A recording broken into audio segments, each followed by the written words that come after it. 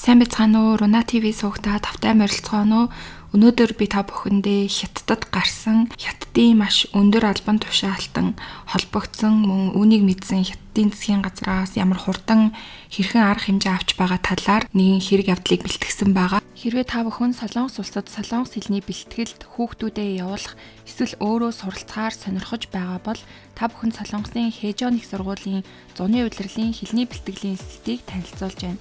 Нийт 6 сар буюу 2 сарын удирдлагын төлбөр нь 2,200,000 вон, 6 сарын эрүүл мэндийн даатгал нь 100,000 вон, бүртгэлийн 50,000 вон, нийлээд 2,350,000 вон төлөөд та 6 сар Хэжон их сургуулийн хэлний бэлтгэлд суралцах боломжтой. Монгол ажилтнтай тул виз гаралт нь 100%, Хэжон их сургууль нь Сөүлээс ердөө 1 цаг 30 минутын зайтай байршдаг. Хичээл нь 7 хоногийн 5 өдөр 4 цагаар хичээлнэ. Мөн та бүхэн хэлний бэлтгэлээ төгсөөд үндсэн ангидаа тэтгэлэгт дэвшин суралцах боломжтой юм байна. Дэлгэрэнгүй мэдээллийг NG Эдүү зуучлалын төв болон 88 11 12 28 утасны дугаараар хэрвээ та Солонгосоос залгах гэж байгаа бол 010 80 74 89 90 гэсэн утсаар холбогдож илүү дэлгэрэнгүй мэдээллийг авах боломжтой юм байна. 2012 оны 11 сарын 24-ний өдөр Чунцин хотын Жамбэй дүүргийн нисэх буудлын ойролцоох орон сууцнд амьдардаг Жавша найзаасаа нэгэн дуудлага хүлээж авдаг. Тэр хэлэхдээ чи Лэй Жинфуг сайн мэднэ гэж надад ярьж исэн биз дээ. Тэр хүн одоо бөөн асуудалд орчихлоо. Чи яаралтай интернет рүүгээ ороод хардаа гэж хэлдэг. Найзынхаа үгийг сонссон Жавшав толгоо руугаа хүчтэй захиулсан мэт манарч интернет бүхэлдээ нэгэн нууцлаг бичлэгээр дүүрч хүмүүс тэр бичлэгийн талаар шуугилдаж байгааг мэддэг. Тэр бичлэг нь нууцаар авсан бэлгийн харилцааны бичлэг байсан. Бичлэг дээр үсэн шингэрсэн нүүр нь хавтгавтар нүүрнийхээ зүүн талд хар мэнгтэй 50 орчим насны эрэгтэй хүн гарч байсан. Түүний нүүр болон түнчлэн биеийн хөдөлгөөн нь маш тод бичигдсэн байсан. Тэр хүн бол Чунцин хотын Бэйбэй дүүргийн дарга бөгөөд намын нарийн бичгийн дарга Лэй Жинфу байсан. Лэй Жинфугийн доор хэвтэж байсан эмэгтэй зөвхөн хажуу талаас нь бүдгэн харж болох ч Жавшав тэр хэн болохыг шууд таньсан. Учир нь тэр эмэгтэй бол өөрөө байсан. Энэ бичлэг Хятадын нийгэмд асар том цочрол өгсөн. BBC, New York Times зэрэг гадаадын хэвлэлүүд хүртэл уралдан мэдээлж байсан тул энэ хэрэг маш том сэдэв болж хувирдаг. Энэ бичлэг яагаад ингэтлээ дэлхийд даяар шуугаан тарьсан бэ гэвэл зүгээр л өндөр албан тушаалтны бэлгийн бичлэг байсан гэдгээс өөр нэг шалтгаан байсан. Тэр нь Лэй Жинфу эмэгтэйтэй харилцаагаа эхлүүлснээс эхлээд дуусах хүртэл ердөө 12 секунд л зарцуулсан. Энэ нь асар их шуугаан тарьж хүмүүс түүнийг 12 секундын ахтлагч гэх мэтээр өгөөдөн хоцолцоож эхэлдэг. Чунцины намын сахилгын хороо бичлэг дээрх хэрэгтэйг Лэй Жинфу мөн болохыг баталж түүнийг шууд албан тушаалаас нь чөлөөлөн эрүүгийн мөрдлөг шалгалт эхлүүлдэг. Жавшаа бүх хүмүүс өөрийг нь таньж байгаа мэт бүгд өөрийг нь зааж шоолж байгаа юм шиг санагдан энэ үед бол маш их айж байсан. Тэр нэрээс хольж нийгмээс нуугдан амьдраад уг нь бол 2 жил болсон байсан. Жавшаа энэ бичлэгтэй холбоотойгоор аль хэдийн 2009 онд цагдаагийн шалгалт өгчихсөн байсан.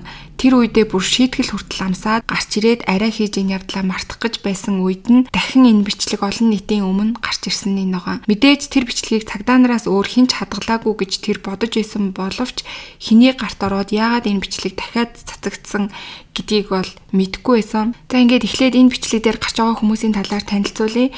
Жавшаа буюу бичлэгэн дээр гарч байгаа эмэгтэй 1982 онд төрсөн.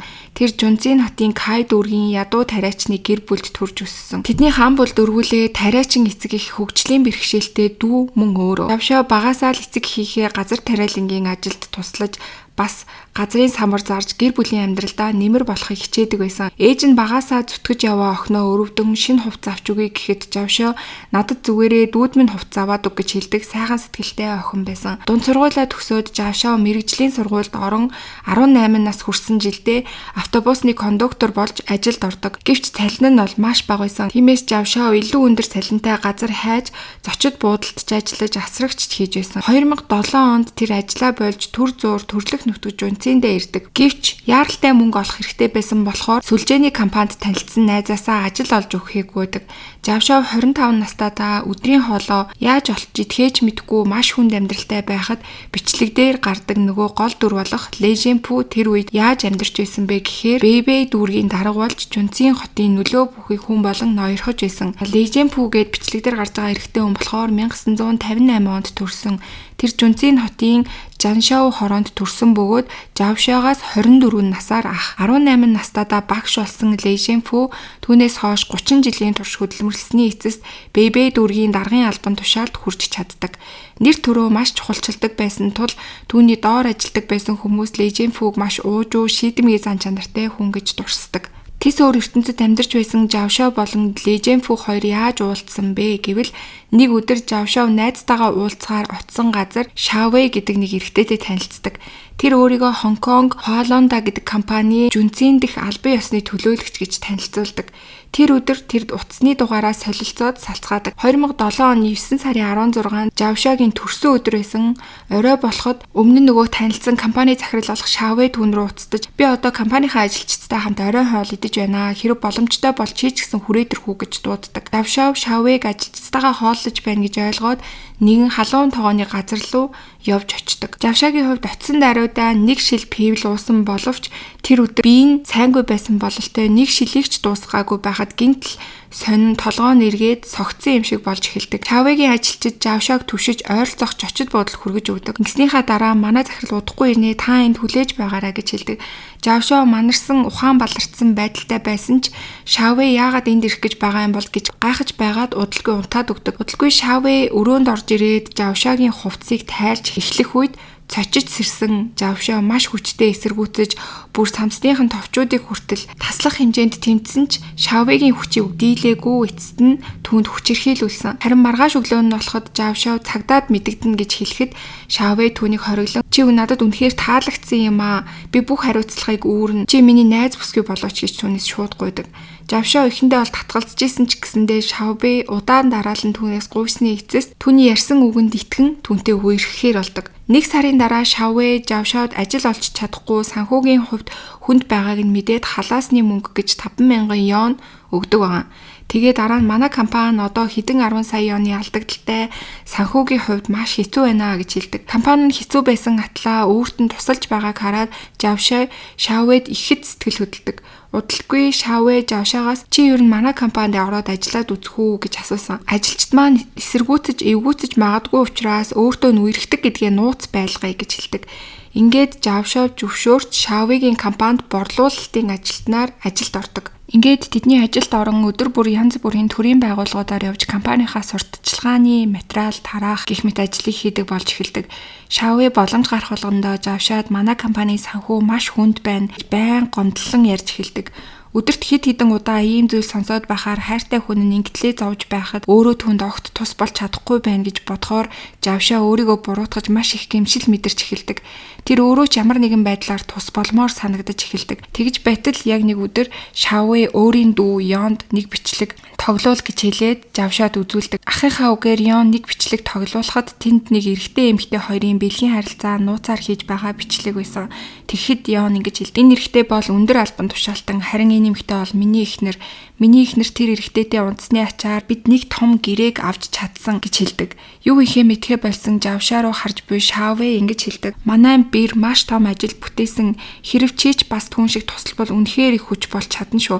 Чи надад туслаж чадна эдтэй гэж хэлдэг. Жавшаа ихэндээ татгалцсан ч Шавэ болон түүний дүү хоёр удаа дараа ятгахсаар байгаад эцэст нь Шавэ зөвшөөрч түүнд туслахаар болдог. Тэр үнийг хайртай хүнийхээ төлөө өөрийн хийж чадах хамгийн том зүйл гэж бодсон. Ингээд Жавшаа болон Лэ Жэньфу хоёр Шавэгийн зохион байгуулалтаар анх уулзаж танилцсан байгаа. Лэ Жэньфу гэдэг нөгөө бичлэгэн дээр байсан хятадын төрийн өндөр албан тушаалтан байгаа. За тэгээд болохоор Шавэ гэдэг хүн нь хэн байсан бэ гэвэл Жавшаагийн үерхэж байгаа залуу нь хэн бэ гэвэл Шавэ 1964 он Сичуан мужийн Вэйжүн шанд төрсөн 2003 онд 39 настай байсан. Тэрээр айлган сүрдүүлсэн хэрэгт буруутгагдан 1 жил 6 сарын хорхийл авч шоронд орж исэн. Оронгоос гарсныхаа дараа тэр нэрээ Шавэ болгон өөрчилж Чунцин руу ирэн үйл ажиллагаагаа эхлүүлсэн байгаа. 2005 оны 8 сард Шавэ өөрийн дүү Ёнтой хамтран Хонконг Хуалунда гэдэг компани байгуулсан.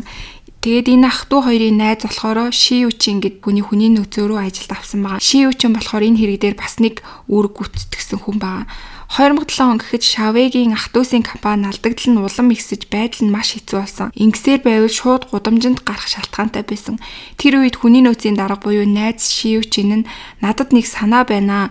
Төрийн албан тушаалтнууд эмэгтэйчүүдтэй унтаж байхад нь бичлэг хийцгээе. Тэгээд түүгээрээ асар их мөнгө салгаж чадна гэж санал тавьсан. Үүнээс хойш тэд Шавегийн бүлэглэл төрийн албан тушаалтнуудыг уруу татах чадвартай байж магадгүй гэж үзсэн залуу үзэсгэлэнтэй эмэгтэйчүүдийг ажилд авч эхэлсэн байна. Тэгээд ажилд авсан тэр эмэгтэйчүүдийн өмнө Шаве өөрийгөө Хонконгийн хүн, Баян айлын хүүхэд гэхдээ насанд хүрснээсээ хойш эцэг эхийнхээ тусламжгүйгээр Хятадд ганцаараа хөдөлмөрлөж өөрийн хүчээр амжилтанд хүрэх гэж хичээж байгаа хүн мэтэр худлаа ярьдаг байсан. Түүний хувьд бол бүр гэрлэж байсан ч эхнэр хүүхдээ авт туслаар алдсан тул одоо ганцаараа амьдарч байгаа гэсэн зохиомол түүхийг бүсгүйчүүдэд ярьдаг байсан байна. Энэ бүхэн эмэгтэй ажилчдад нь итгэл төрүүлж өөртөө татахын тулд ашигладаг түүний стратеги нь болсон. Ингээд эмэгтэй ажилчдаараа өөрийгөө бишрүүлсэн Шаве эмэгтэй ажилчдын тааллыг олж аван Шаве тэднээс ажилд оруулах эмэгтэйг сонгоод тусгаалan гадуур уулзахаар дуудаж уух зүйлд нь им хийж хүчээр бэлгийн харилцаа үүсгэснийхээ дараа хайр сэтгэлийн харилцаа үүсгэсэн мэтэр жүжиглдэг байсан байгаа. Тэгээ дараа нь өөрийнхөө компанид ажилд авдаг байсан.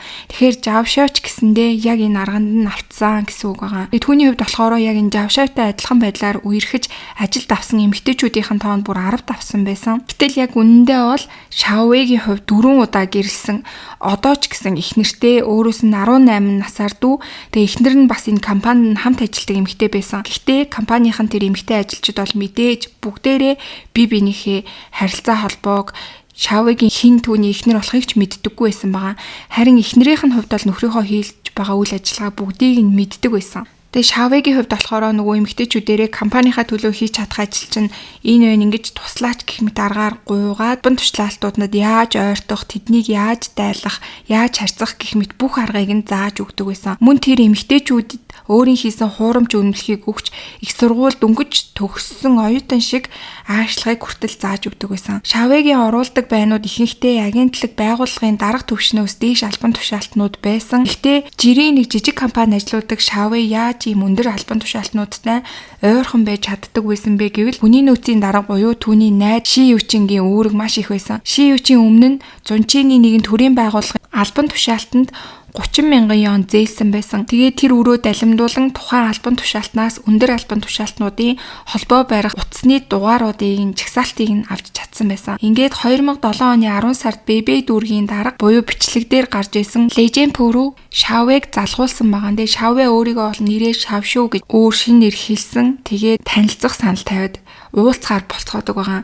Тэгээ энэ хоёрын хувьд бол 20 гаруй насны зүрүүтэй байсан. Яагаад Леженпуг урьдахаар болсон бэ гэх юм бол ер нь Леженпу нь болохоор эмэгтэй хүн сонирхдог, эмэгтэй хүмүүстэй маш амархан харилцаанд ордог. Ер нь шалиг гэдгээрээ нэлээд алдартай болчихсон байсан учраас түүнийг тэднэр байгаа болгосон байгаа. Ингээд тэр хоёрыг уцаар танилцуулсны дараа удалгүй уулзахаар болдог. Ингээд 3 сарын турш холбоо өрсөний дараа 2008 оны 1 сард тэр хоёр нэгэн цайны газарт уулзахаар болдог байгаа. Тэгээ цайны газарт уулзаад юм ярьж байгаад тухайн цайны газрын ойролцоо байдаг зочид буудлын руу орохоор болдог. Эхлээд бүсгүй төрүүлж орохоор болоо. Тэгээ төрүүлж орсон бүсгүй олвол буудлын өрөөнд дотор маш жижигхэн камерыг цүнхэн дотроо хийгээд мөхөө сайн харагдах газар байрлуулж тавиад хүлээсэн.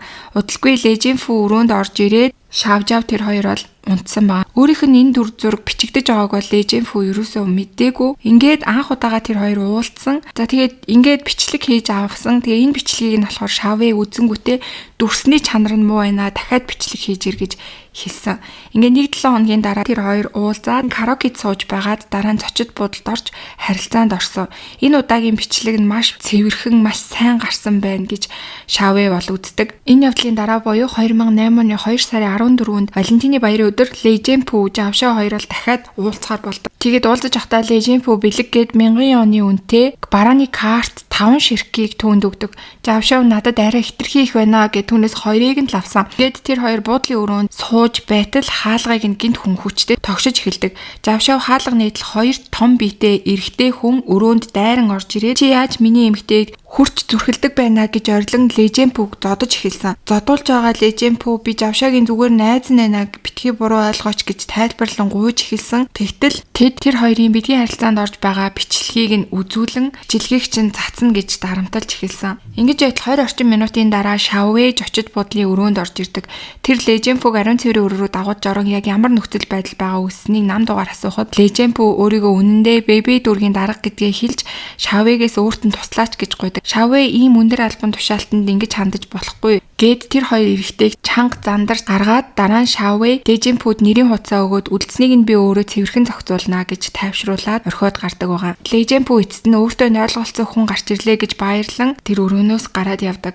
Энэ бол бүгдээрээ мэдээж жүжиг байсан. Шавэ өөрийгөө зуучлагч асуудлыг нь шийдэж чадах цорын ганц хүн шиг Леженпугийн нүдэнд харагдсан энэсэн. Шавэ Леженпуд түүний сул талыг өөрийн гараар атгаж байгаагаа тэр бичлэгээр баталгаажуулж авдаг. Тэгээ буудлаас явсныхаа дараа болохоор Шавэ Леженпу руу залгаад манай компани байдал үнэндээ хэцүү байгаа юм а. Чи 5 сая вон зээлж туслах уу? Тэгэх юм бол би энэ бүх асуудлыг чинь шийдэж өгье. Бичлэгийг чинь зохицуулахгүй бай гэж хэлсэн. Тэгээд мэдээж бол маш их айд сандарч исэн Леженпу хүний хүссэн мөнгийг өгөхөөс аргагүй бол 3 сая воныг түүн рүү шууд өгсөн байна. Гэхдээ энэ нь бол нэрэн дээрээ зээл гэж байсан ч үнэндээ зүгээр л баг бэлгэнд өгсөнтэй адилхан өөрийгөө хэргийг даруулах гэж өгсөн авилгал байсан л гэсэн үг байгаа. Шавэ тэр 3 сая воноор зээлийн картаар үүсгэсэн өрөө дарж компани нилээн том офис руу нүүлгэж чаддаг. Түүнээс хойш бол мэдээж Шавэ Леженпугээс бол мөнгө байнга нэхэж түүнийг дарамтласаар л исэн зургаар нь дамжуулан тэгээ энэ үед түүний үргэлжилсэн сүрдүүлэг мөнгө нэхэлтэнд туйлдсан Леженпу тухайн үеийн Чунцины намын дарга Бов Шилад хандан тусламж өгсөн. Бов Шилад Чунцины олон нийтийн аюулгүй байдлын газрын дарга Ван Лежунд энэ хэргийг шийдвэрлэх үүрэг өгсөн. Ван Лежун нь ердөө 15 хоногийн дотор Шавэ, Жавша болон холбогдох бүх хүмүүсийг баривчилж тэднээс нууцаар хүмүүсийн бичлэг хийсэн хэдэн 10 бэлгийн бичлэгүүдийг нь хурааж авдаг. Шавэ, Жавша нарыг төрийн албан тушаалтнуудын хувийн мэдээллийг хууль бусаар олж авч нийгмийн дэг журмыг алдагдуулсан хэрэгээр буруутган Шавэд 1 жилийн хорхиал харин Жавшаа 1 сарын турш цагдаа хоригдсны эцэст суллагдах тийм ялуудыг авдаг. Үнэндээ энэ мөрдөн шалгалтын жинхэнэ зорилго нь бол бичлэгийн их хувилбарыг олж устгахад байсан. Учир нь өндөр албан тушаалтнууд холбогдсон хэрэг байсан болохоор мөрдөн шалгах ажиллагааны үеэр бэлгийн бичлэгийн тухай мэдээллийг маш нууцлах шаардлагатай байсан. Хэрэг бичлэгүүд ил олж албан ёсны баримтад үйлдвэл өндөр албан тушаалтнуудын бэлгийн үйлчилгээ авилгыг өөрсдөр нь хүлээн зөвшөөрлсөнтэй адил болох байсан. За ингээд 1 жилийн ялаа аваад шоронд орсон Шавэ бол 2010 оны 6 сард суллагдаг. Яг энэ үед бол Леженпу Чунцины бэби дүүргийн намын нарийн бичгийн дарга болж бүр дэвшчихсэн үеэсэн. Шавэ Леженпу руу би шоронгоос гараад ирлээ гэж мессеж илгээдэг. Тэгтэн Леженпу одоо сайхан амьдрах хэрэгтэй шоронд ороод гарсан бол ухаантай амьдр гэсэн сургамжилсан маягийн хариу өгчдөг. Тэрээр Шавэг сүрдүүлж холдуулах санаатай байсан ч шоронгоос гарч ирсэн Шавэгийн хувьд бол маш их хэмжээний мөнгө хөрөнгөтэй хэвэрлээсэн. Бүх хүмүүсээс авсан мөнгүүдээ бүгднгийн нэгтнэртэй өөртөө зарцуулаад машин тэрэг худалдаад авчихсан. Дансандаа маш их хэмжээний мөнгөтэй гарч ирсэн баг. Харин Жавшад бол ямар ч мөнгө ирээгүй. Жавшаа өөрийг нь бүх зүйлд Шавэ ашиглаж исэн юм байна. Шавэгаас бол компани нь team компани байгаагүй, түүнийг ашиглаж исэн, бас өөр олон эмэгтэйчүүдийг ашиглаж исэн юм байна гэдгийг нь мөн өөрийнх нь уух зүйлд эм хийж ухаан алдуулаад хүчээр харилцаанд ороод өөрт хайртай байсан юм шиг жүжиглж найдварсгүйг болгож байгаа ч гэсэн худлаа байсан гэдгийг бүгдийг нь ойлгодог. Ингээд Жавшагийн адил бэлгийн өрхөнд ашиглагдсан байсан бусад эмэгтэйчүүд ч гэсэн өөрсдийгөө зүгээр л Шавэгийн хэрэгсэл байсныг ойлгосон байгаа. Ингээд Жавша болон эмэгтэй ажилчид хоорондоо ярилцаад бүгд компаниас нь явахаар шийддэг. Тэд Шавэгийн нэр дээр байсан кредит картыг ашиглан 80,000 воныг гаргаж аваад тэгээ энэ мөнгийг бол бүгдээрээ хувааж авцгаагаад тэгээд өөр өөрсдийнхөө мөрийг хөөцгөөдөг. Жавша өнгөрсөн бүхэндээ гимшиж шинэ амьдрал эхлэхээр шийдэн нэрээ утасны дугаараач сольж өөр хүн болж шинэ ажилд ч ордог. Ингээд 2010 онд Жавша өөрийн бизнесээ эхлүүлж бас хүнтэй гэрэлсэн. За үүнээс хойш бол 2 жилийн хугацаа өнгөрсөн буюу 2012 он болсон байсан. Энэ үед Шавэгийн нөгөө найз байсан Ши Ючин тэ санаандгүй байж байгаа нэг USB олдог. Тэр USB дотор нь Леженпу болон Жавша хоёрын бэлгийн харилцааны бичлэг байсан. Тэр бичлэгийг өмнө нь компаниас гарахдаа Шавэгийн компьютероос нууцаар хуулж авсан бичлэг нь байсан байгаа. Тэгээ Шавэ болохоор түүнд анх амлснаасаа зөрчиж ши үчинд өгөх ёстой хувийг ерөөсөө өгөөгүй. Шоронгоос гарсныхаа дараа ч тэр таг чимээгүй болж түүнд ямар ч нөхөн төлбөрийг олгоогүй байгаа. Ингээд найз ши үчингийн хувьд ч гэсэндээ өөрийгөө ашиглуулж байсан гэдгийг мэдэж Шавыг бодхоос уур нүрдгөөсөн. Яагаад гэвэл бүх олсон мөнгийг Шавэ өөрөө аваад баян тансаг амьдарч исэн учраас тиймээс түүнээс өшөө авахар шийдэн хэрв энэ бичлэгийг олон нийтэд гаргах юм бол Лежен Фүүч сүрэн энэ бичлэгийг авч сүрдүүлэх хийдэг байсан Шавэч мөн адил дуусна гэж боддог. Ингээд 11 сарын 20-ны өдөр Лежен Фүүгийн бичлэгийг интернетэд шууд нийтэлсэн байгаа. Тэр дороод сайт гацах хэмжээнд асар олон хүмүүс бичлэгийг үзсэн. Нэг зэрэг холбогдож бичлэг үзсэн хүний тоол гэхэд бараг 200 мянгаас давсан байсан. Тэгээ Лежен Фүүгийн хувьд бол ингээд бичлэг нь тарчсан. Эхэндээ бол энэ бол эвлүүлэг хуурамч бичлэг гэж тайлбарлаж байсан ч Цүнчиний эрх баригчид олон нийтийн дургуутал улам хяналтаас гарахад энэ асуудлын ноцтой байгаа гэдгийг ойлгон шууд мөрдөн шалгалтаа эхлүүлдэг. Бичлэг нийтлэгдснээс хойш 2 хоногийн дараа буюу 11 сарын 22-нд бичлэг дээр хүн нь үнэхээр Жунцын хотын Бэйбэй дүүргийн дарга, намын нарийн бичгийн дарга Лежен Фүү мөн болохыг албан ёсоор хүлээн зөвшөөрсөн байгаа. Мөн бичлэг цацагснаас хойш ердөө 3 хоногийн дараа буюу 11 сарын 23-нд Лежен Фүүгийн бүх эрх албан тушаалыг шууд хасч ажлаас нь халдаг. Энэ бол Хятадын түүхэнд бараг урд өмнө нь байгаагүй хамгийн хурдан хатуу шийдвэр байсан. Гэхдээ энэ бэлгийн бичлэг бол дөнгөж эхлэлээсэн. Цагдаагийн шалгалтаар Лежен Фүү маш олон бизнес эрхлэгчдээс олон жилийн турш их хэмжээний хахуул авч тэдэнд ашигтай нөхцөл бүрдүүлж өгч байсныг нь илрүүлдэг. Ингээд 2013 оны 6 сарын 19-нд Цүнчийн хотын 1-р дунд шатны ардын шүүхэд хэрэг шүүгдэж Лежен Фүүд 13 жилийн хорих ял улс төрийн эрхийг нь 3 жилээр хасах шийтгэл мөн хувийн хөргнөөс нь 300 мянган вон хураах шийдвэр гардаг. Тэдний хэвлэлийн мэдээллээр Лежен Фүү ялаа хөнгөрүүлэн эдэлж аль хэдийн нийгэмд бутсан гэсэн яриа байдаг. Гэхдээ энэ нь бол үнэн эсэх нь тодорхойгүй. Бичлэг ил болсноос 4 сарын дараа Жунцины цагдаа нар Шавэ, Ши Үчин, Жавшаа нарыг ч гэсэн мөн баривчилдаг. Хүмүүс бичлэг дээр гардаг Жавшаа гэр бүлтэй бүр бага насны охинтой ээж гэдгийг сонсоод маш их гайхацгааж исэн. Түүний нөхөр нь бол эхнэр нь ийм хэрэг өмнө нь өөртөө гэрлэхээс өмнө холбогдож байсныг мдээгүй байсан. Тэгээд яг одоо л мэдэж гин гэсэн. Гэхдээ нөхөр нь шүүх хурлын турш эхнэрийнхаа дэргэж байж түүнийг тайвшруулж өргөдөл бичиж өгч гэр бүлээ хамгаалахын тулд их хичээж байсан. Жавшаагийн хувьд олон нийт түүнийг зүгээр л гэмт хэрэгт ашиглагдсан эмэгтэй гэж үзэн өрөвдөх хандлага гаргасан учраас түүнд 2 жилийн хорих ял өгөөд тэнсэн харгалзах ял болгож 2 жилийн ялаар шийтгэл толгоо оноосон байгаа. Жавшаа хэвлэл ярилцлага өгтөө нөхөртөө маш их уучлаарай гэж хэлээд хүүхэд болон нөхрийнхэн зургийг хэвлэл мэдээлэлд хизээж битгий нийтлээрэ гэж хэвлэл мэдээллийнхнаас бол хүссэн байгаа. Тэгээ одоогийн байдлаар болохоор тэр өөр газар руу нүүж гэр бүлийнхэнтэйгээ намгүй амьдарч байгаа гэсэн мэдээлэл байгаа. За ингээд өнөөдрийн та бүхэнд бэлтгэж хүргэсэн хэрэг бол энэ түрээд өндөрлж гин. Тэгээ энэ Лежен Фүү гэдэг улс төрийн хүн бол угаасаа л маш их хээл хахуул авсан. Ер нь бол муу хүн байсан. Тэгээд энэ явдал нь бол энэ Шавэгийн хийсэн хэрэгээр бичлэгээр дамжуулагдсан илчлэгдэж энэ бичлэгээс бол түүн дээр бол ард иргэд маш хэсэргүүцсэн учраас цагдаа нар мөрдлөг хийгээд өөр маш олон хэрэгүүд нь илэрсэн учраас энэ хүү шоронд орж шийтгэлээ хүлээх болсон. Бичлэг хийсэн иймэрхүү гэмт хэрэг бичлэгийн гэмт хэрэгүүд үлдэжсэн этгээдүүд ч гэсэн бүгдээрээ яг өөр өөрсдийнхөө ялыг аваад шоронд орж чадсан. Тэгээ Хятадын засгийн газар болон шүүхээс бол маш хурдан арга хэмжээ авч чадсан ийм хэрэг байлаа. За ингээд энэ хэргийг сонсоод та бүхэн бас өөрт төрж байгаа сэтгэгдлүүдээ комент хэсэгт бичиж хуваалцаарай. Мөн сувг дээрээ лайк, subscribe дарахаа битгий мартаарай.